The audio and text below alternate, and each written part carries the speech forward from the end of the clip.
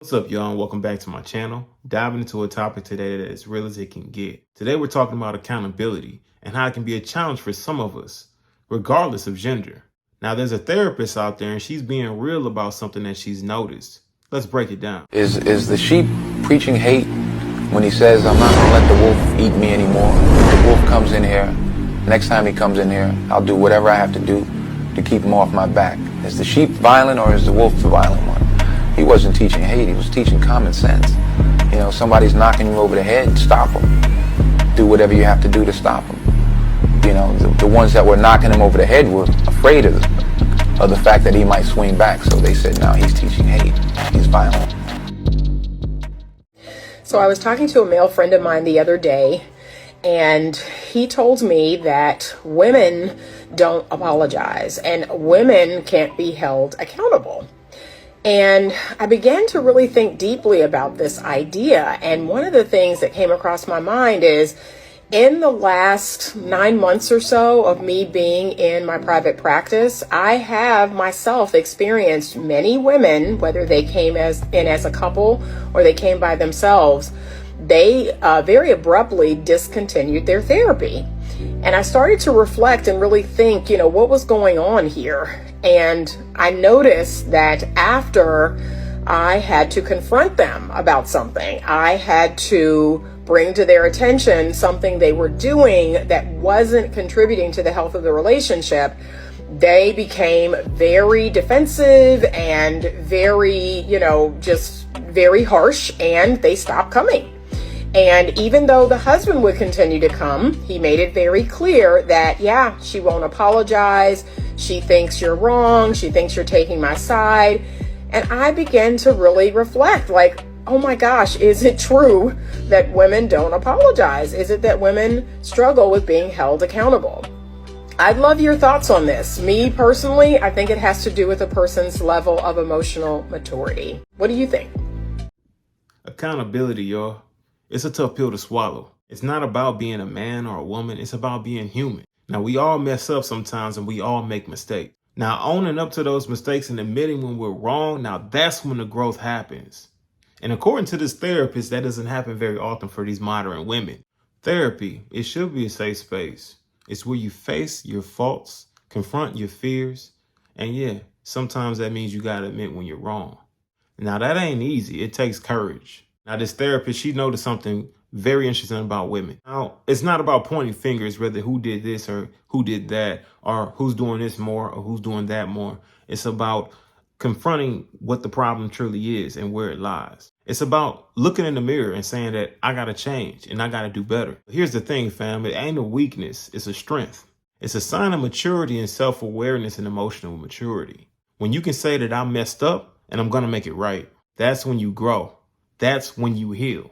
And unfortunately, a lot of modern women have an issue with being able to accept and take accountability. It's truly kryptonite to them. Like, they can't, for some reason, they can't identify that they may have done wrong and they may have made a mistake. I do believe that men have been saying this for years, y'all. But the problem is that men have also enabled this behavior. With the term happy wife, happy life, we have always enabled this behavior because we've seen example of man after man, father after father, husband after husband that have remained silent and allowed their woman to control the conversation or the narrative. Like, even though the woman may be wrong, they actually went ahead and sided with the woman just to agree to disagree, and ultimately telling her, yes, honey, you're right. And so this has created and caused women to develop a sense of not being able to accept any accountability or believing that they have to accept accountability for something they may have done wrong because they do everything right. It's psychologically programmed by now.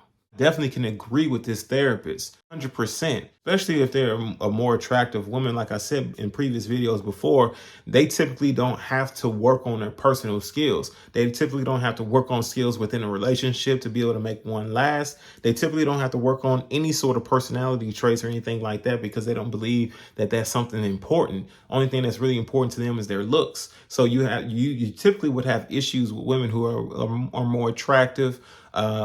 They typically will give you a little bit more of a problem just based on them not understanding or identifying that they may be wrong about something because they're always right in their eyes. Welcome, ladies, to the final challenge on Fear Factory. You ladies have endured a storm of fear that many would not be able to overcome. That makes you ladies extraordinary. Macy, Longhorn, huh?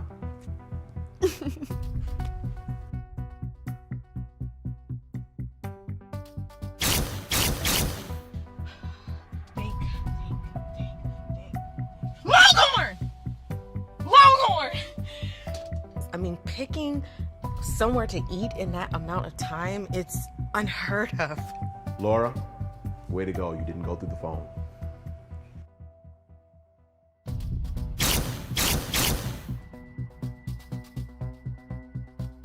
Honestly, that was incredibly stressful not being able to go through the phones, especially knowing my boyfriend's was in there, but if I can do that, I can do anything. Georgia, congratulations. You made it inside. Yes, I did.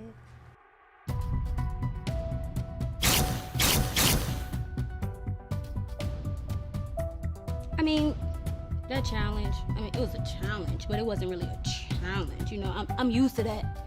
Guys holler at me all the time, you know what I mean? Like, what's a holler? Today, you ladies will prove to the world, but most importantly yourselves, that no fear can break you, and take home $100,000. Clap it up, clap it up. You deserve it, you deserve it. Whew. And to help with your final challenge, we decided to bring in a little bit of support. We took the liberty of bringing in you guys' significant others. And Georgia, since you are single, we took the liberty of bringing the guys from the gas station. What? Yeah. Okay, so Georgia, your name. Say less. Why would you? Are you ladies ready for your final challenge? All right, ladies. Let's go.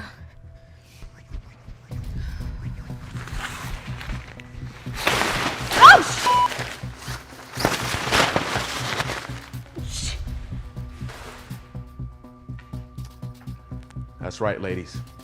Today, you will be taking accountability. It's over with. Hell no. Okay, all right. That's why I draw the line. Y'all doing way too much, okay? You crazy? Who's taking action?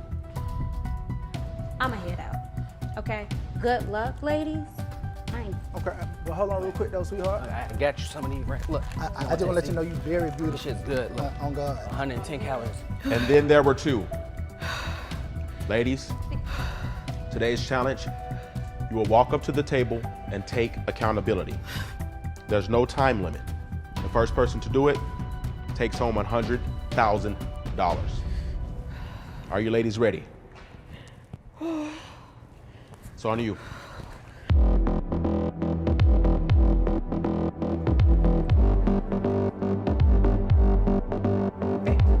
Just go grab it, babe.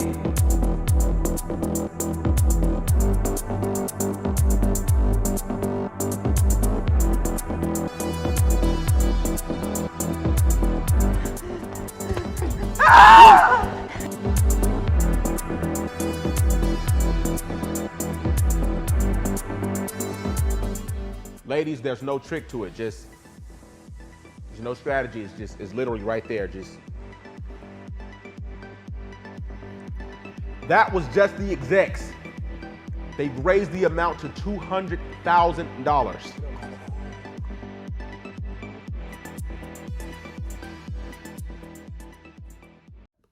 Another thing we want to dive into and take a look at is the situation with Tyrese and his ex-wife. Now, I don't remember the name of his ex-wife, and I don't really care to look it up right now, but I do remember him on IG breaking down, crying about this whole situation. Like, it really tore him apart that the woman did exactly what she did during that time, and it was heartbreaking to see. And it was very, difficult to understand exactly what was going on between the two of them. But I know one thing, just seeing the brother in the way that he was kind of really taking the situation, it was just really difficult to see what was going on. And I thought it was really disheartening to see that a man of his stature and a man of his status could go through the same thing. Some of those guys here who don't make as much money, who don't have as much fame, they still can be able to go through certain things like this. Now, it just makes me feel like that a lot of guys here in the West, when you are an average earner and things like that, you just really truly don't have a shot, because these women are still doing these guys wrong who are top notch, who are of that top 1% of men. And you know, it's really discouraging when you take a look at the way that they behave now, but it also does speak on how they tend to choose their women and how they tend to court them or to vet them as they're choosing them. Now, one thing that I definitely learned from dealing with women and dating them is that you really have to take your time with understanding and learning who they are, and don't rush into anything too quickly, and don't feel bad if you want to pace yourself. Don't feel like that you have to do things on their pace. You can do things on your pace. So be sure that you're doing that as well. Because I cannot stress it enough. You need to make sure you vet the woman and know who she really is, because a new broom always sweeps well. Now, we're going to dive into this whole situation as well. And just another example as how women have a hard time, modern women have a hard time accepting accountability for their actions, especially during the time and everything is taking place. But later on, they may regret every little decision that they made in the people who may have given them advice that was not helpful to their situation and relationship. So we're going to dive into it. The truth about the matter is that if I had different people in my ear at that time, I would not have made that decision. No. Wow. I wouldn't. And that's the truth. I try my very best at this point in my life to be what I didn't have in that moment. Because I think that women were like, I'm an extremely emotional person. People that know me know that about me. I'm the kind of person that like, okay, I feel so strong, and I can ruminate. I can get so lost in my thoughts. I know a lot of women are like that. Like not all of us, right? But some of us are. Just like a lot of men can be like that. But I know women specifically, there will be moments where they'll be like, I'm ready to be done. I'm ready to be done. I'm ready to be done. I can't stand this. He don't do this. He don't do that. Blah, blah, blah, blah, blah. And we're just focusing on these things. And because you don't have a certain person in your life to check you and say, sis, what about this? What about this? What about these strengths? What about what he's not doing? What, like those types of things.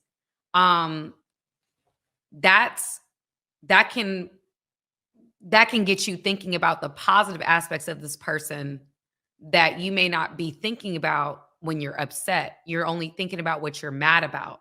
Yeah. You're not thinking about all the other positive aspects of this person. And so in those moments, you need somebody to be the person for that person. Yeah.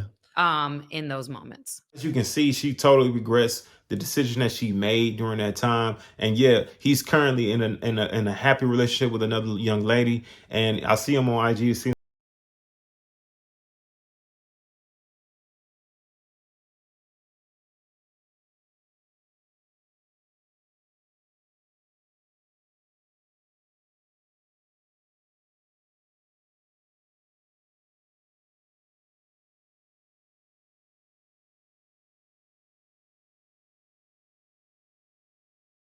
Regretting that she's ever done what she's done during that time.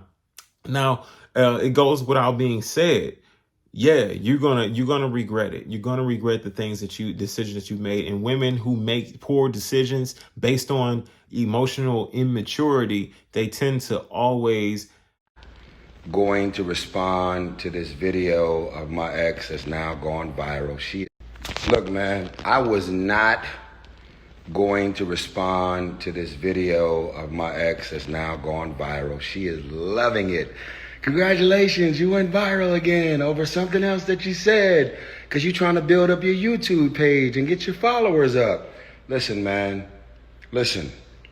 If you had people in your ear that influenced you into leaving your husband and your 1-year-old child, your innocent 1-year-old child, we both were divorcee kids, grew up in toxic environments, torn in between our old family, new family, stepfather, stepmother. That's a life that we both lived. And you packed up a 1-year-old, put a COVID mask on top of the Ring cameras, and I was literally in an airplane on my way home to fight for my marriage and my family. You're heartless. None of your friends recognize you. This is all about money. If you had friends in your ear, you're lying, you're gaslighting, you're playing. The only person that was in your ear was your mama. Her name is Patricia Randolph. You didn't have people in your ear. The amount of people that was supposedly in your ear, you also had a whole lot of people like Aventer Gray, Taffy Dollar, Creflo Dollar's wife, who married us. You had a whole lot of people in your ear telling you that you're about to do something stupid, impulsive, and y'all are actually not going through anything that would make you want to leave your husband. Let's go even further. When Aventer Gray and Pastor John Gray were having their own marital issues at the time, you arranged a therapy session with Aventer Gray at our house. And when she walked out of her therapy session, she walked into the foyer where the bumblebee is, and there was 50 boxes with like 7 or 8 people there packing up all the shit to leave the house.